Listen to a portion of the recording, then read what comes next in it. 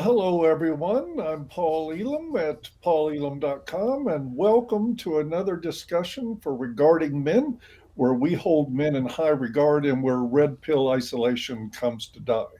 I am joined as always by my co-players in this team, Janice Fiamengo from the Fiamengo Files and Tom Golden of MenAreGood.com. Welcome one and all. Sarah Fuller was just 10 days ago an average soccer player on the women's soccer team for Vanderbilt. And now she's been catapulted into the world limelight with a devastating kick that she made in a men's football team. Um, well, that's the story that the mainstream media is trying to tell you, which of course is not true. What actually happened was in an abysmally losing team, Vanderbilt, who was, I think, down 41-0 against Missouri, they decided, hey, we can stick a girl in here. Maybe the coach thought that that would be a gimmick that would take the limelight off of his personal failures as a coach. But at any rate, she kicked the ball at halftime. Um, and the world went crazy. Now I understand that she has been nominated for the Courage Award from the, I think it's Capital One Orange Bowl Courage Award. Next will be a Nobel and a Fields Medal, I'm sure, that she deserves for calculating that kickoff the way she did. I'll tell you what, instead of just belaboring the point of how bad her performance really was, why don't we watch it? And then I want to make some commentary on the kick itself after it's done. And Good. folks, the time you got to watch closely to see the ball is actually in the air for a little bit. So, but you got to watch really closely. Here we go.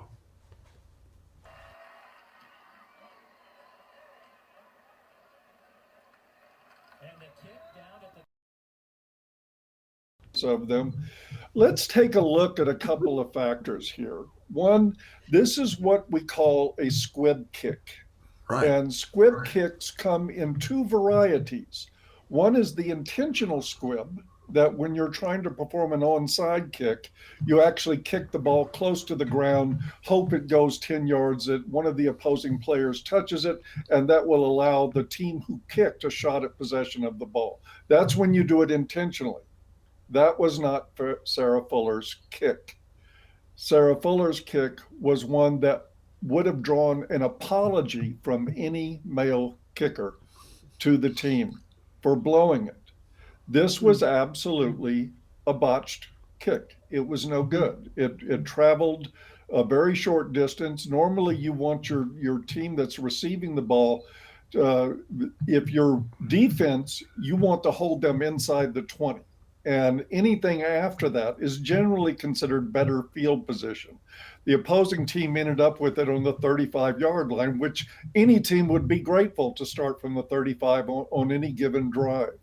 So the kick was a squib. It was an unintentional squib. It was a squib because she didn't have the power to kick the ball the way a man would. And with all these accolades being thrown at her, one of the things they're running around, and you might have seen the helmet at the beginning of this, that it says on the bottom of it, play like a girl. Well, Sarah Fuller did. That's exactly what she did. She played football like a girl, and the world has lost its freaking mind over it, trying to pump her up to show that women can do anything men can do. And this is the sort of, this is the sort of mentality you see when retarded children learn to tie their own shoes. To me, it's the fact of the matter is that Western women's suffering from sexism. The most obvious case of sexism against Western women is their infantilization. It's the way we treat them like little kids, that when they do the slightest little thing right, We want parades, and we're dancing around in circles and lauding their accomplishments when really there's no accomplishment apparent there. That was my 2 cents worth on this, and now I'll throw it out to Tom and Janice to see what they have to say. Well, I think in her defense, the coach did call for a squib kick. At least that's what he says. Now maybe he's covering for her. I bet he's covering for her. But Or he knew she couldn't do anything else. Well, she's got a pretty good leg. I mean, this is a woman who kicked a ball, she's a soccer goalie, and she kicked the ball from her position as goalie all the way in front of the other goal, and her teammates, boom, put in a goal immediately. So this is not someone who's unable to kick a ball. She's pretty strong as far as kicking goes. But it could have been. I'm not buying it. I don't buy it. I'm certainly, she's an athlete, and nobody's taking that away from her. But if the coach ordered the squib, didn't order the squib, if he ordered a squib kick, she executed that poorly. Because with a real squib kick, your ball goes into contact with the ground very, very quickly and rolls on the ground. That's the whole purpose of an intentional. Plus, two other things. One, when you do an intentional squib kick, you line up your kicking team on the ball, right? Because you want them all close to where the ball's going to go downfield. They weren't lined up for an onside kick at all. Right. The other thing that needs to be said here, and should be, is that after she kicked the ball, typically a kicker's job is to go downfield and cover that kick, because they are sometimes the last person there to be able to stop a run back. She started marching off the field. She wasn't going to have any part of what happened in that. Well, of course, she couldn't stop a run back, right? I mean, it might have been, it resulted in her death if she had tried to do so. And that's just one element of the massive entry into fantasy land that this entire episode represents to me. I mean, we've been lying to ourselves and to the world about women's capacities for decades, but this is a whole new level of fantasy in which a woman's incapacity is demonstrated there for the entire world to see, including the fact that obviously she could not tackle anybody or, stop any run backs or anything like that without serious damage to her health and even maybe a threat to her life. And yet we're all pretending that this was something marvelous. My favorite part actually was, I don't think it was evident in that clip, but when you can hear the sound, it's really funny because there's this incredible cheering that breaks out when she's preparing to give the kick, but then it dies off. And you got to remember, this was an incredible sound from a very tiny crowd, So. Oh, of course. I never even thought of that. They lost every game this year. Every game they lost. And so the crowd was minuscule, I'm sure. Well, is it also restricted because of COVID, or has that had probably any impact? Probably limited. Right. But I mean, there was this mass cheering, and then as soon as the ball, does its rather pathetic little dance, I think I even heard somebody going, "Yow," kind of like, "Ooh, that's embarrassing." And it was pretty bad. But worse than that was the announcers before, and I should have clipped the audio and put it in, because the announcers before were just going gaga over this. This is the first time ever a woman has taken part in a Big Five game. La, la, la. They're just going on and on and on about that. And then it's like, yeah. Oh, well. Yeah. I mean, the lying, like it truly is the emperor's new clothes. Oh, boy. And everybody gushing about what a wonderful thing that was, and how stupendous, how proud, what a moment for girls, even the woman herself. And I know it's standard now, if one has anything critical to say about this episode or her involvement in it, to say, oh, we have nothing against her, she's a great athlete, all that kind of thing. But I'm sorry, I don't have very much empathy for her either. I can well imagine the the temptation when if you were asked, to go and do this, it must have been, really very a seductive opportunity. But then to stand there and offer herself all of this self-love and all of this self-congratulation, I would have had so much more respect for her if she had said, let's face it, it was a mediocre kick. Wow, that would have been really something. But she didn't. She went on and on about how. What did she say?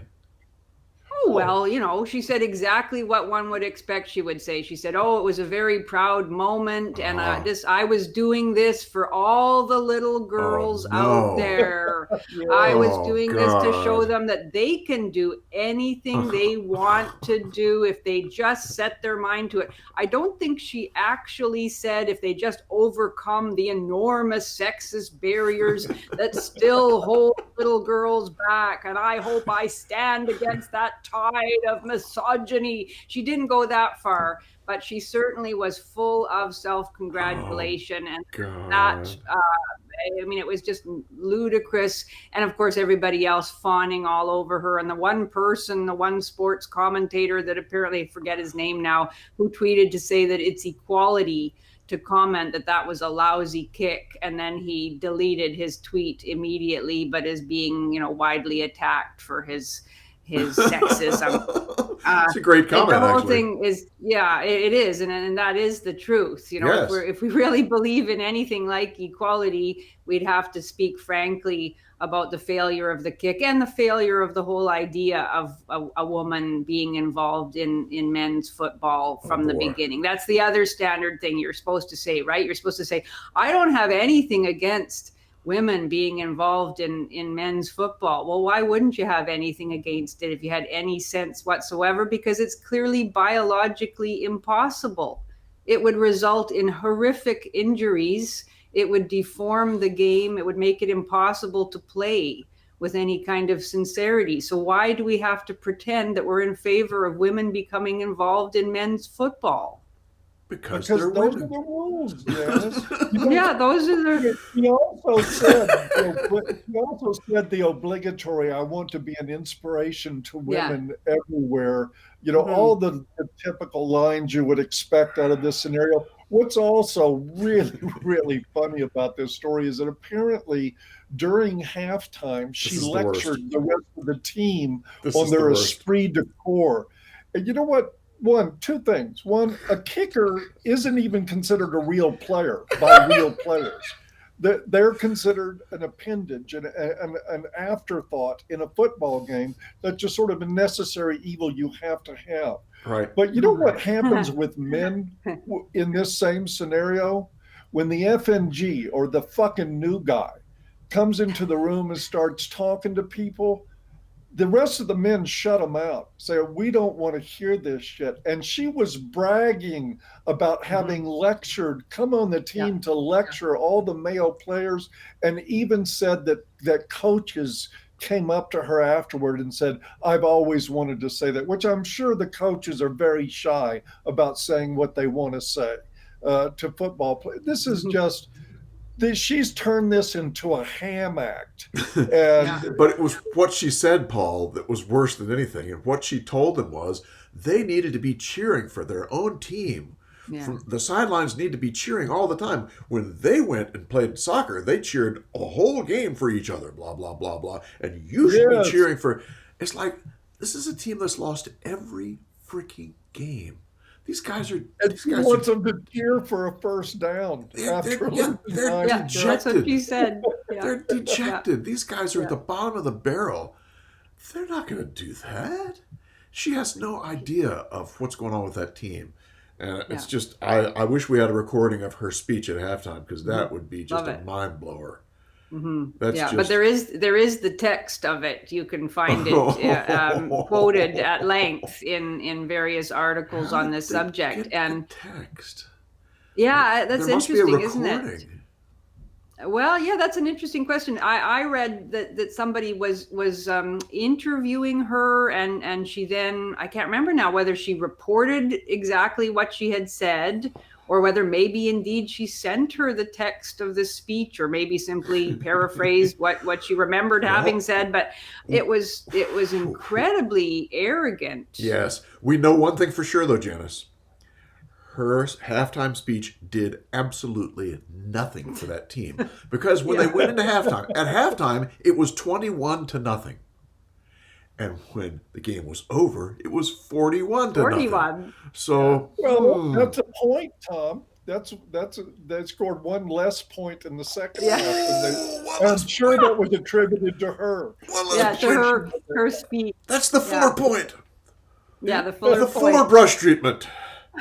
I mean, this is an object lesson in a way in what happens when you falsely puff up women's capacity and pretend, even when they perform abysmally, that what they've done is something wonderful. You produce young women like Sarah Fuller who actually believe that they have magical powers and who can't see the reality of their own performance and think they're entitled, simply because they're women and therefore superior, to lecture a bunch of male football players about what they should be doing and how they should be thinking about their performance and how they should be interacting with their fellow teammates. Indeed. Like, it's incredible. And unfortunately, we see it everywhere in the culture. And I guess I shouldn't be surprised that this woman has actually believed her own press, her own false press, and is behaving accordingly as if she's some kind of superstar, when actually she was an embarrassment to herself and to all women athletes everywhere. I mean, it's just incredible. Well, let's see this little picture of her and see what happens. There's her Heisman. There it is. Oh, well, yeah. I couldn't resist. Wow. I mean, we really have entered even a further dimension of destructive fantasy than I imagined was possible. I know. I mean, what's next? Are they actually going to have a woman? Oh, sorry, Paul. No, go ahead.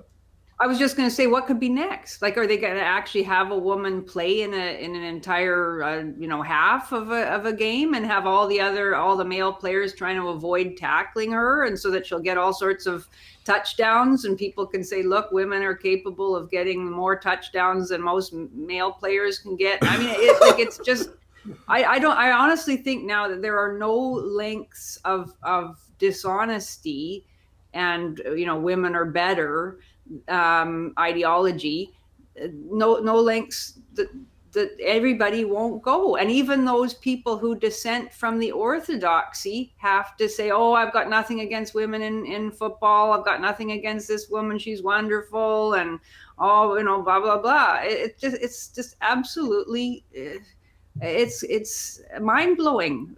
Yes. Are we not going to admit that women cannot play men's football? Women can't do it. It would be dangerous. Society, we are not going to admit that. As a matter of fact, as a society, we're going to all pretend like we believe that Sarah Fuller could go out on the field and take a hit from a 240-pound linebacker, moving at about 25 miles an hour straight through her midsection. Who bench presses 350 pounds.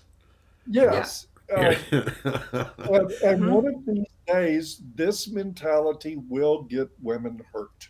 And that day may be coming. There was a woman who got a full scholarship, I think Southern Methodist University, to play safety. Will the guys on the other team be out for her? You better believe they will. Huh. Oh boy. Yeah.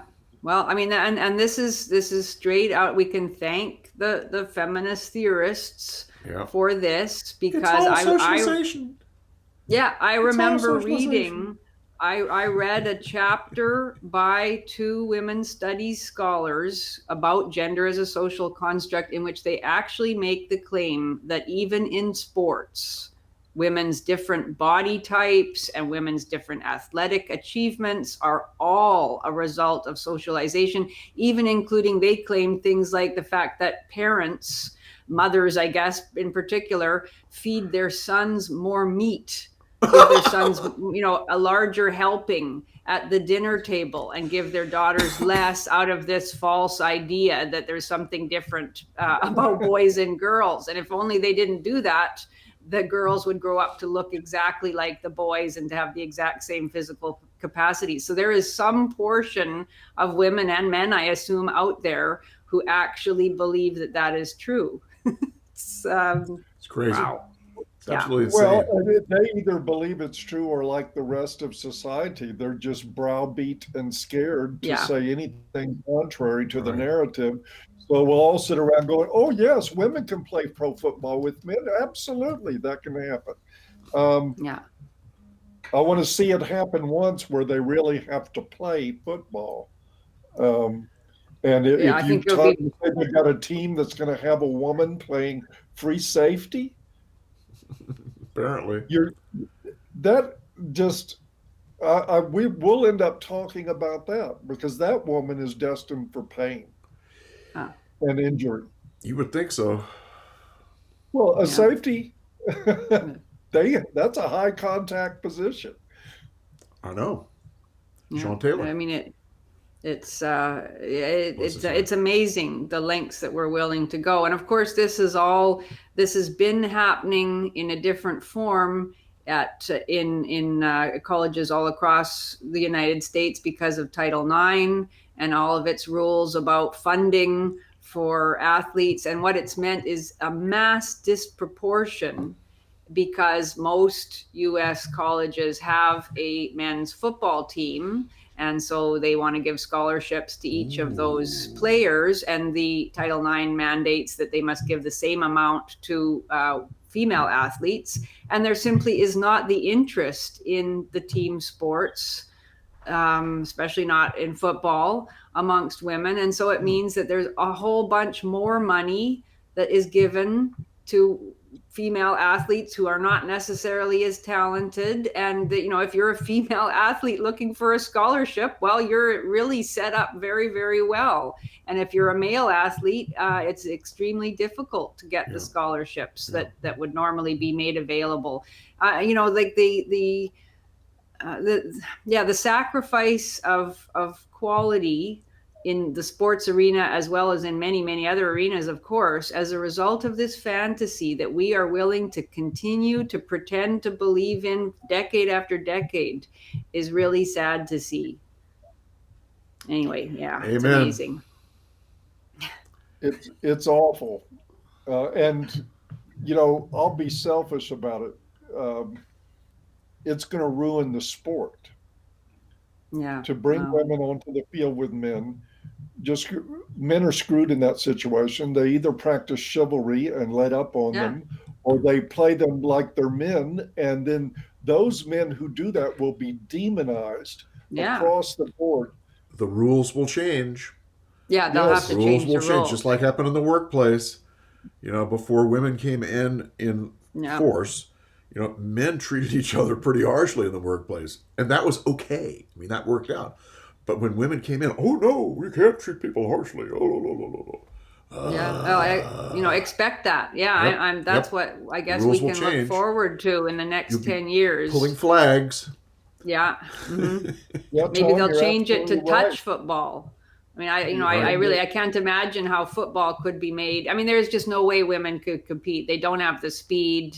They don't have the capacity to throw. Like, there's just no way it could ever happen. But I imagine we will see attempts made to make it possible, and we will have to continue to cheerlead women's pathetic efforts and to pretend that what we're actually seeing before our eyes is not what we're actually seeing. Exactly. Bad news for the sports that we love to watch. Yep. I think what Tom said too is really important, because you're right. The rules will change. What happened in the workplace forever with men is that we literally harassed each other. Yes. Coming into the workplace. If you were the new guy, man, people would steal your lunch, throw crap in their uniform, just really make it a point to see what you can take. Yes. And if you can take it, and keep going and do your job, then it's sort of a rite of passage. It's an initiative. Well, you can't do that with women, because women have to be treated with kid gloves. So all the rules change. And look at Sarah Fuller. Before her first play, before she ever even made a bad kick, she's in there as a self-appointed coach, lecturing the team on how they should act, how they should play. And this is, sorry to say, this is what comes with women in the workplace. It does. There you go. That's it. Should. Next we'll have, next there'll be a move to have 50% of all coaches be women, and they'll be changing the way the game is played and lecturing the players about feminist styles of, feminist formations or whatever it happens to be. I can just imagine, they'll become a whole theory of feminist coaching in football. I wouldn't be surprised. Yeah, I agree. What is supposed to be the will become anti-patriarchal, I'm sure, and we'll all hold hands. Yeah, I mean, is what's the future now for Sarah Fuller? Is she going to be brought into other games, or was this a one-off? Have you seen any discussion of that? Whether Vanderbilt is going to continue to use her? Wasn't that the last game? I guess it wasn't. I'm thinking pro draft. She got to at least get in the top 10 on the draft. I'm telling you. Wow. Oh boy. Can't make this stuff up, as you guys say. How would it feel to be a woman and to see all of this stuff going on about how wonderful they are, and knowing inside that that's just not true? It must be hard, Janice. Oh, it's not hard. It feels pretty damn good. Doesn't it? I mean, I guess it must. Women are not the victims here. Women are not the victims. Women are damaged by this, I would say, yes. Our egos puff up to an enormous size, and that makes life difficult on some level. But women are not the victims. It doesn't hurt. Certainly not in the short to medium term to be told that you're absolutely wonderful. I don't see this as patronizing at all. I see this as idolizing. No. This is turning women into goddesses, and most women are pretty happy to have that done. I was kind of implying that they would realize they're not this good, but at the same time see all these accolades, and there's this tension that as a man, that tension would be hard for me to swallow. No, well, yeah, because you've never been told that you're a victim. That's true. And unfortunately, when you're told that you're a victim, then even if you do see the discrepancy between the actual performance and the accolades, you have a ready-made system to explain away that discrepancy. It's because of the patriarchy, of course. And it's amazing that women have managed to do what they can do with all of the balls and chains that hold them back and all of the discrimination and bigotry that they face every moment of their lives. So no, women don't feel embarrassed. Women are, most of the women that I meet, they make these offhand comments all the time about how hard women have it. And good for you. Go, girl. We need more of that kind of thing. They want more of it. This is just the beginning. Interesting. Thank you, Janice. That was helpful. Well, that's a scary thought. It is. But she's right. It is just the beginning. And I do think this does, again, it does a terrible disservice to women and to girls. To have all these fits of pride and over non-accomplishments. What kind of message does that really send to girls? Is it, if you can just play the vagina card everywhere you go, and everybody has to say you're a wild success and you're on top of the world because they can't say anything else. That's and right. Of course, I recall I had an experience once on a whale watching tour. We were out in the Puget Sound, and the captain of this boat was a woman, and the mechanic on the boat was a woman. So, of course, we broke down in the middle of the whale watching tour. And you could hear like wrenches being thrown and swearing coming up, high-pitched swearing coming up from beneath us on this boat. And finally, they called into the mainland, and they got a real mechanic to coach this woman on how to fix the boat. This is no kidding. And after the boat was finally fixed, 5 hours we had sat there in the water. After the boat was finally fixed and they got it so that we could go back, the captain gets on the intercom and says, "See there, ladies and gentlemen, if you want something done right, you get a woman to do it." Exactly. And even the guys on the boat were like, "Oh yeah, that's really great." And That's unbelievable. yeah, but it happened. Wow. And this is the same phenomenon. I mean, again, all mechanics eventually have to call on more experienced mechanics to get help. I don't begrudge Yes. the woman having a job working on the boat's motors. That's fine. It's all good.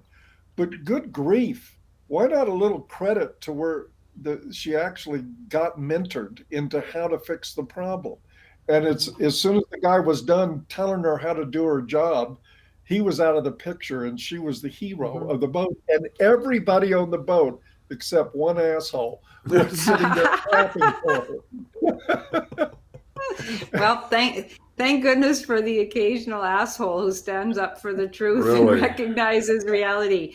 Yeah, well, that is the era we live in, Yes, it is. of just massive lies to prop up, all sorts of myths about female superiority and patriarchal oppression. It's quite something.